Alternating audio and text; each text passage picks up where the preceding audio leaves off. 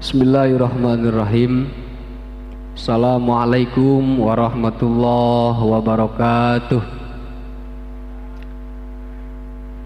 Alhamdulillahi nahmaduhu wa nasta'inuhu wa nastaghfiruh wa na'udzu billahi min syururi anfusina wa min sayyiati a'malina. May yahdihillahu fala mudhillalah wa may yudlilhu fala hadiyalah.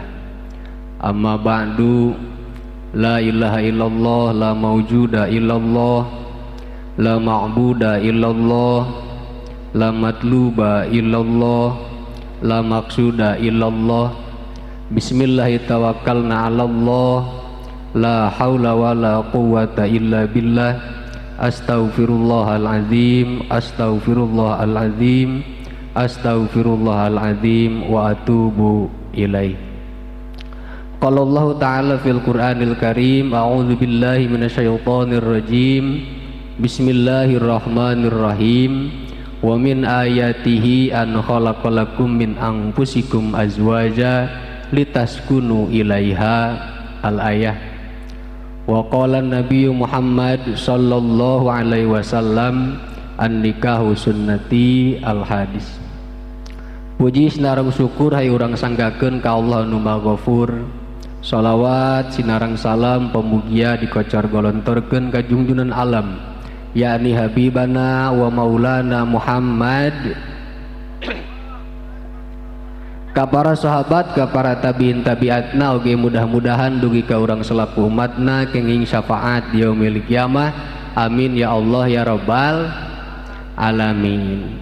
Anu kujisim kuring dipika hormat para alim ulama, para kiai, para kasepuhan, para santri, para pamuda, para pamudi, para bapak, para ibu sadayana anu hadir na ieu tempat. Mudah-mudahan ku Allah dimuliakeun sadayana. Amin ya Allah ya rabbal alamin. Hatur nuhun. Oge teu hilap sadacan urang gumajeng, urang doakeun dua pangantin atas di akadana atasnya atas urang doakeun kedua mempelai anu namina saha Ka Hasanuddin sareng teh Tuti. Mudah-mudahan janten keluarga anu sakinah mawaddah warohmah, oge dipasihan turunan anu soleh oge solehah. Amin ya Allah ya rabbal alamin. Al-hadhiniyah wa ala kulli natin sholih. Al-Fatihah. A'udzu billahi minasyaitonir rajim. Bismillahirrahmanirrahim. Alhamdulillahi rabbil alamin arrahmanir rahim maliki yaumiddin.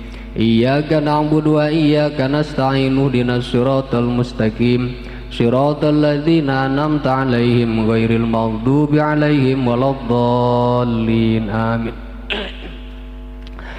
Para ibu, para bapak sadayana anu hadir na ieu tempat, sim kuring panginten sanes bade magahan, sanes bade nyeramahan, sim kuring etang-etang ngisi waktu kosong bae nya, itu ngisi waktu kosong.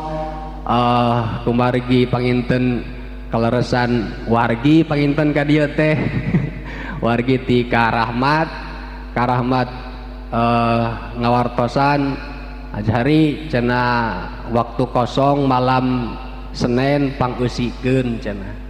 Insyaallah kicek ieu lamun sehat insyaallah janten hapunten kasadayana sanes bade nganasehatan, sanes bade masihan mau ildoh, sanes adi sejak ngisi waktu kosong. Pami aya nu manfaat urang candak sasarengan, pami teu aya nu manfaat etang-etang hiburan bae urang ya. Ibu-ibu, bapak-bapak hadirin sadayana, bahwa tujuan atanapi hikmah Allah nyiptakeun urang teh saur dina Al-Qur'an kieu, wa ma khalaqtul jinna wal insa illa liya'budun, bahwa Allah nyiptakeun urang sebagai manusia teh eueuh deui tujuanna iwal ti pikeun ibadah.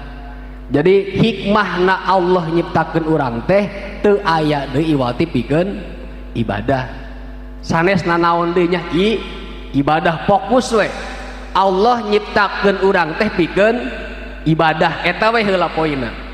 Catet candak ka rumah, candak ka bumi, bahwa Allah nyiptakeun urang teh aya di alam dunia teh tujuanna pikeun ibadah. Nah kemudian pertanyaan anak, naon ari ibadah? Naon sih ari ibadah teh? Apakah ibadah teh salat? Apakah ibadah teh puasa? Apakah ibadah teh haji? Sanes eta bae. Anu dinamian ibadah mah ngalaksanakeun parentah, ngajauhan larangan, eta namina ibadah. Berarti cakupan teh naon? Luasnya. Setiap aya parentah, setiap ngajauhan larangan, maka itulah ibadah. Jadi eusina teh sanes salat bae, sanes ngaji bae, sanes haji bae, sanes tahajud bae, tapi setiap sesuatu anu didinya aya parentah, didinya eueuh larangan, maka etalah ngaranna ibadah.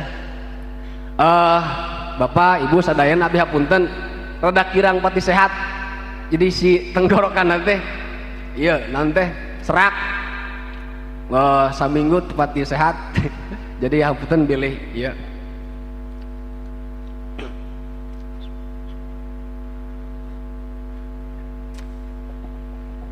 Jadi ari ibadah teh naon cenah? Ibadah teh ngalaksanakeun parentah, ngajauhan larangan, eta namina ibadah. Berarti cakupanana teh luas. Nah kemudian pertanyaan anu katilu, di mana aya parentah? Di mana aya parentah jeung di mana aya larangan teh? Di mana? Hiji cek tadi bahwa urang teh diciptakeun teh pikeun naon? Ibadah. Kadua ari ibadah teh ngalaksanakeun parentah jeung ngajauhan larangan. Pertanyaan katilu, di mana ayana parentah jeung di mana ayana larangan? Nya. Nah, ayana parentah jeung ayana larangan teh di mana? Nyaeta dina perkara anu keur tumiba ayeuna dina diri urang. Naon cenah? Ayana parentah jeung ayana larangan teh dina perkara sesuatu anu keur terjadi dina diri urang ayeuna. Lain nu kamari, lain nu can datang, tapi nu mana? Nu ayeuna nu keur kuari ya. Didinya aya parentah, didinya aya larangan. Mana misalkan di dieu kieu ayeuna abdi, eta kahirupan jelema pasti gitu. Di dieu kieu ayeuna abdi, eta didinya aya parentah jeung aya larangan teh. Jol beh nu nanya ari di ditu kitu kamari batur berarti lain ibadah. Lain da eta mah aya di ditu aya ngan lain keur jeung urang. Nyalin nu keur jeung urang mah iraha?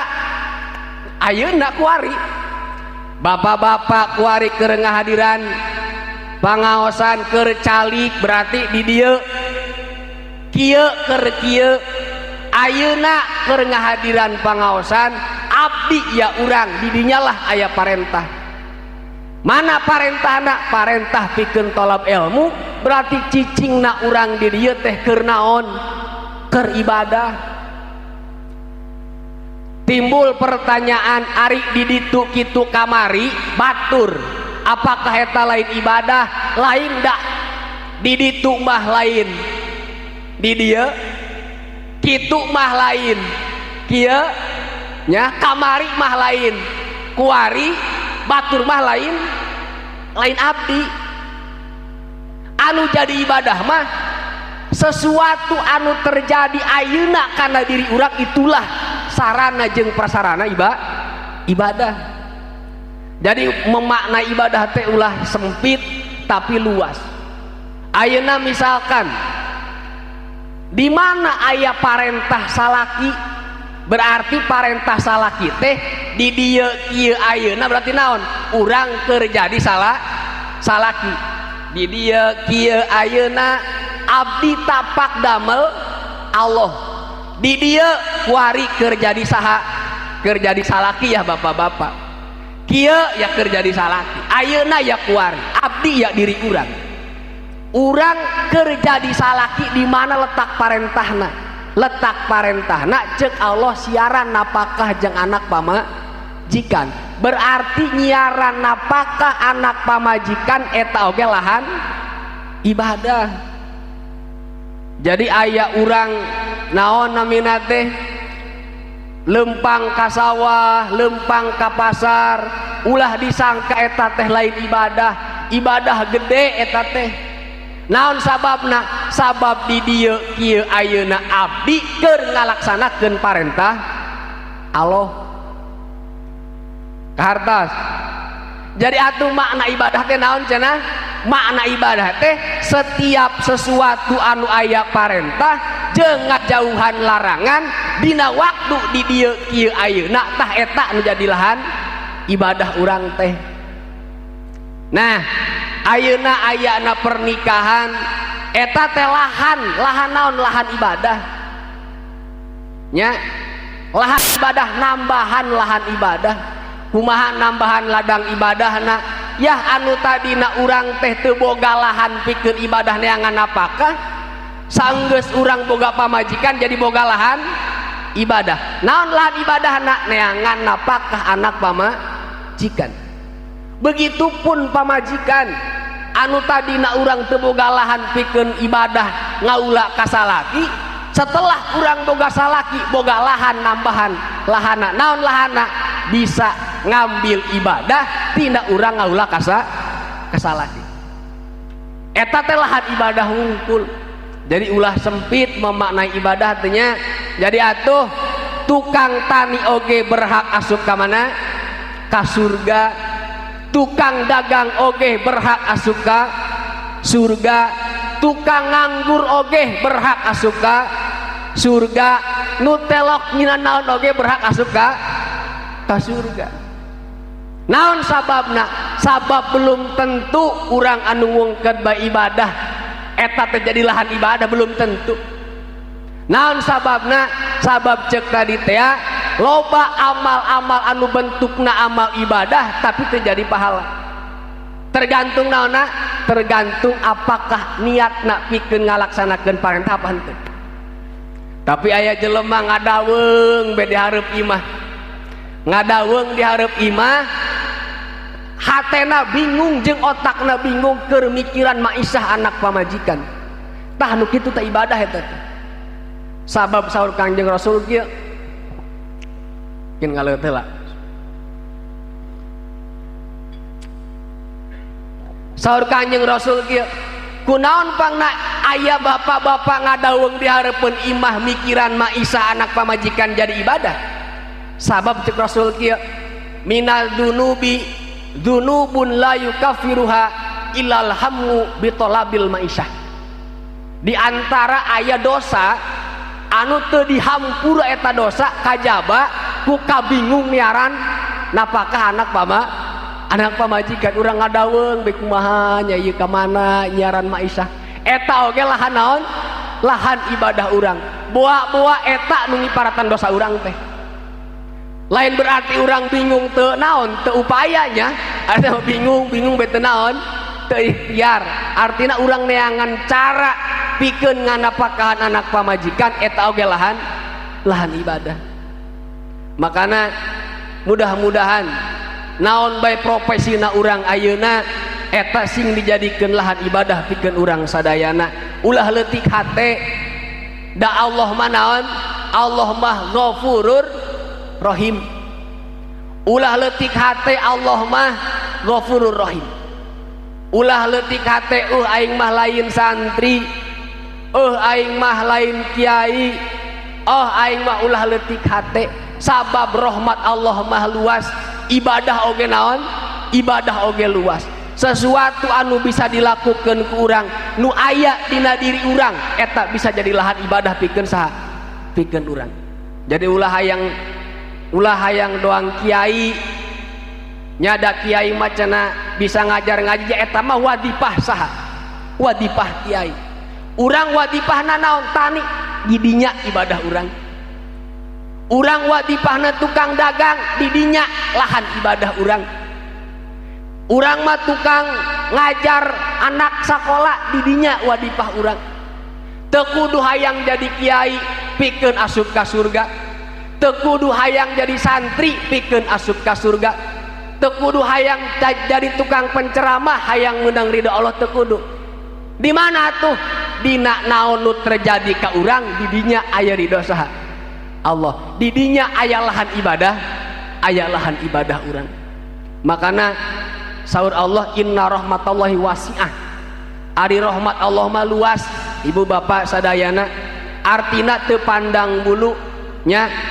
saur Allah kumaha inna akramakum indallahi atqakum anu mulia di hareupeun Allah mah lain nu loba jabatanana lain nu luhur pangkatna lain nu luhur ilmuna oge tapi nu paling takwa ari takwa naon takwa teh naon anu aya dina diri urang dipake lahan ibadah itulah takwa jadi insya Allah urang sadaya di dieu min ahlil jannah amin ya Allah ya robbal alamin kahartos hapuntennya bilih teu kahartos bilih ngacaprak hapunten bilih ngomong naon cenah ajari maneh ampura we nya bilih teu kaharti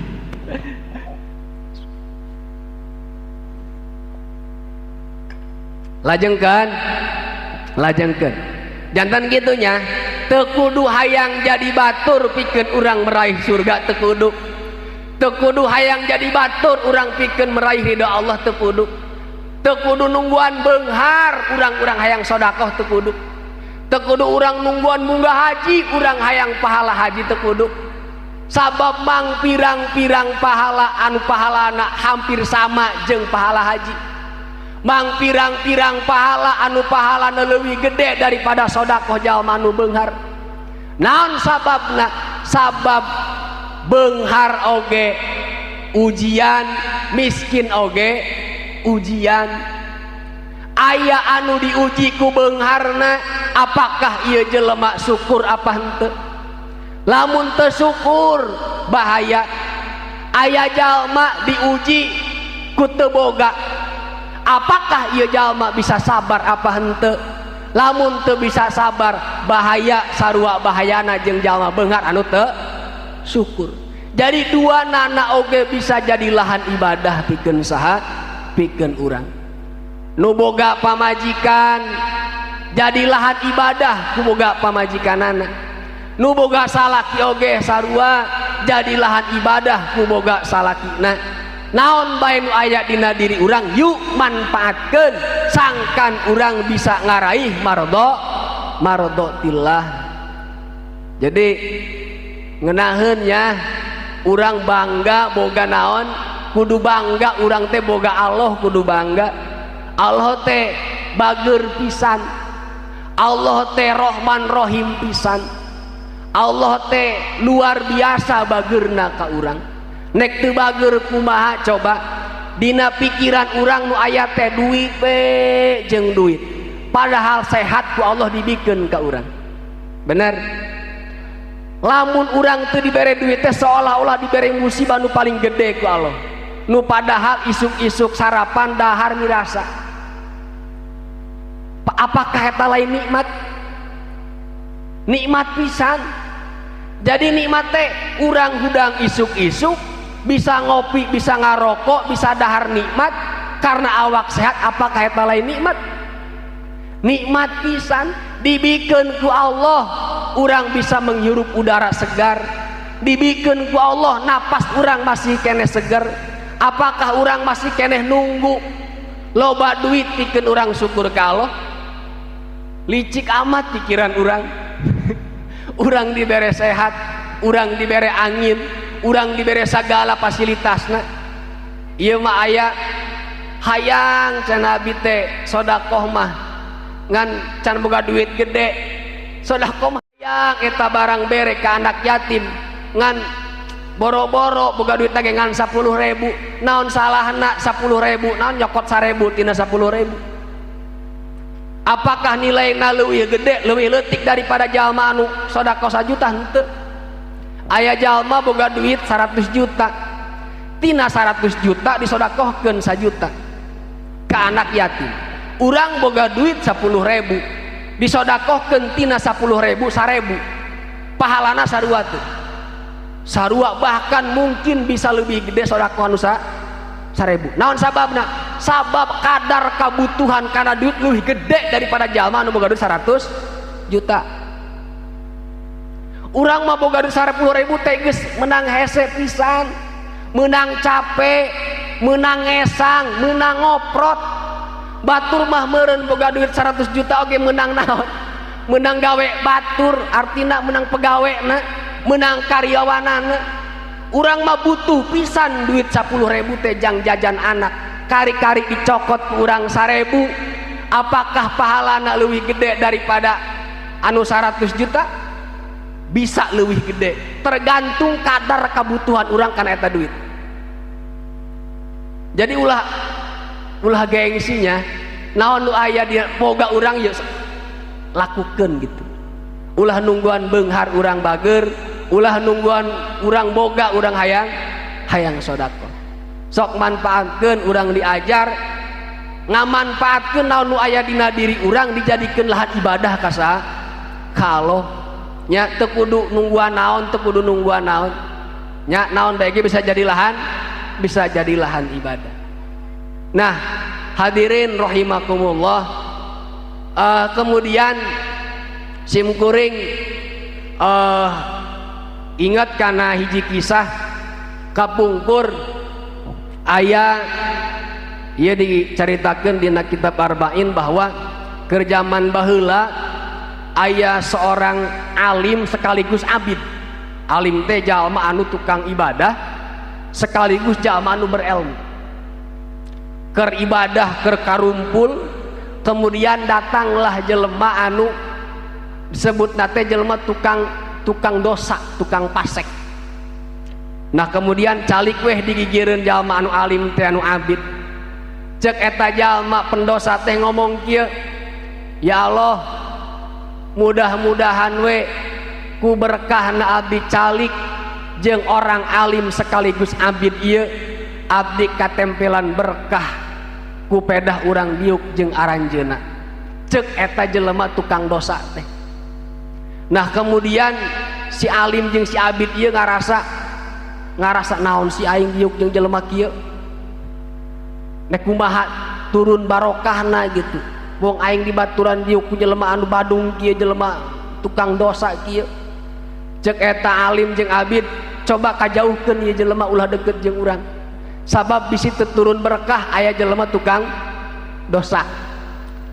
Nah dikisahkeun diriwayatkeun kemudian Allah mere wahyu ka sahana, mere wahyu ka nabina, nabi dina zaman harita bahwa saur Allah bejakeun ka jelema anu alim sekaligus abid bahwa kuring ngahancurkeun kana amal ibadah manehna, kemudian kami mere pahala ka jelema anu boga dosa eta. Naon artina? Artina urang teu kudu leutik hate ku pedah urang teu boga ilmu, urang teu kudu leutik hate pedah urang ibadahna teu kuat. Naon bae nu aya dina diri urang bisa jadi lahan ibadah. Begitupun sebalikna, jalma anu berilmu sekaligus jalma tukang ibadah bisa jadi bahaya. Mana bahayana? Ngarasa ku ilmuna manehna mulia, ngarasa ku ibadahna manehna ngarasa lebih mulia daripada batur. Eta bahaya. Kumaha bahayana? Mending keneh maksiatun aurasat dillan wastikbaron. Aya jalma maksiat tapi ngarasa hina di hareupeun Allah, eta leuwih mulia, leuwih bagus daripada jalma tukang ibadah tapi ngarasa naon ngaranna teh, ngarasa mulia di hareupeun Allah. Artina yuk urang manfaatkeun fasilitas anu aya dina diri urang ku Allah, ulah dijadikeun naon? Ulah dijadikeun lahan minder pikeun urang teu naon? Pikeun urang teu ibadah. nya. Nah tuluy saur Allah dina Al-Qur'an di antara naon ngaranna teh tanda-tanda kekawasaan Allah teh nyiptakeun sebetulnya lain manusia wae nya, tapi setiap makhluk itu berpasang-pasangan nya, lain manusia bae beurang jeung peuting, kencah jeung katuhu, naon deui langit jeung bumi, luhur jeung handap, itu berpasang-pasangan. Naon tujuanana saur Allah litaskunu, pikeun ngarasa tentrem. Bayangkeun kurang lamun urang teu manggih peuting, kira-kira hirup urang tentrem moal? Moal. Bayangkeun lamun urang teu manggih awewe, teu manggih pasangan, lalaki teu manggih awewe, tentrem moal hirup urang? Moal. Begitupun sebaliknya, bayangkeun lamun awewe teu manggih lalaki, kira-kira tentrem moal hirup awewe? Moal. Artina Allah nyiptakeun manusia, nyiptakeun makhluk berpasang-pasangan, tujuanana pikeun naon? Litaskunu, pikeun ngarasa tentrem. Ari tentrem teh naon? Ulah cicing dina tentrem. Da tentrem mah eta ge lahan naon? Lahan ibadah. Aya jalma tentrem tapi teu ibadah rugi. Artina kumaha? Tentrem teh lain cicing dina tentremna, tapi tentrem anu bisa dijadikeun lahan ibadah ka saha? Ka Allah. Ya Allah, ngeunah amat ieu boga pamajikan bager, ngeunah amat ieu boga pamajikan anu solehah, tentrem tuh hate urang. Mana ibadahna? Syukur ka Allah. Ya Allah, alhamdulillah abdi dipaparin jodoh anu bager. Ibadah teh? Ibadah tas pununa ngahasilkeun ibadah. Ulah tentrem be hari ibadah ninggalkeun salat, telok salat subuh kaberangan. Nah kemudian khusus pikeun manusia, pikeun urang jelema itu aya leuwihna. Naon leuwihna? Ceuk Allah, wa ja'ala bainakum mawaddatan warahmah. Allah teh nyiptakeun manusia berpasang-pasangan teh pikeun taskun, pikeun ngarasa tentrem. Ngan tentrem eta moal bisa terlaksana lamun tanpa mawaddah warahmah. Naon ari mawaddah teh? Naon ari rahmat teh? Ari mawaddah teh cinta anu rosa gitu, itu mawaddah namina teh. Jadi lamun cinta biasa mah disebutna mahabbah, lamun cinta anu banget disebutna mawaddah. Nah moal bisa taskunu urang jeung pasangan urang lamun teu boga mawaddah. Naon mawaddah teh?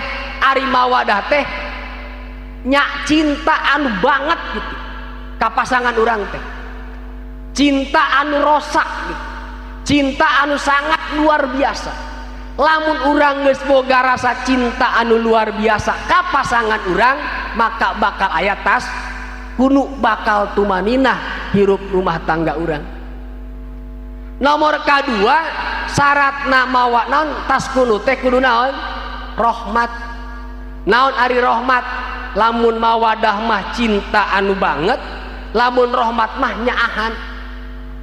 Naon margina ku Allah disebutkeun mawadah warahmah? Sabab kadang-kadang cinta mah sok leungit cenah. Nyelin cinta mah leungit, cinta mah paling kebal ge tilu bulan. Sesana mah naon ka dituna? Nyaah karunya.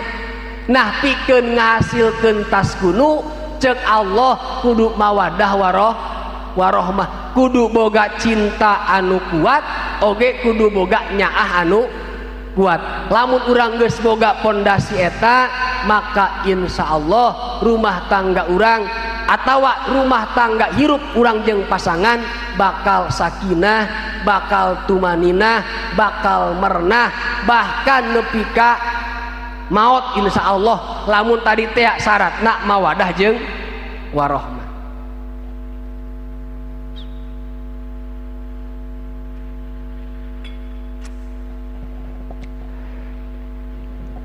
Jadi gitunya Allah ngalanjutkeun mawadah teh jeung warohmahna. Naon sababna? Sabab mawadah mah bisa leungit, sabab mawadah mah sakedeungeun cenah. Ari nyaah mah kebal sampai kolot. Da ayeuna urang ka pamajikan urang da lain cinta meureun nya. Karunya ayeuna mah bahasana teh.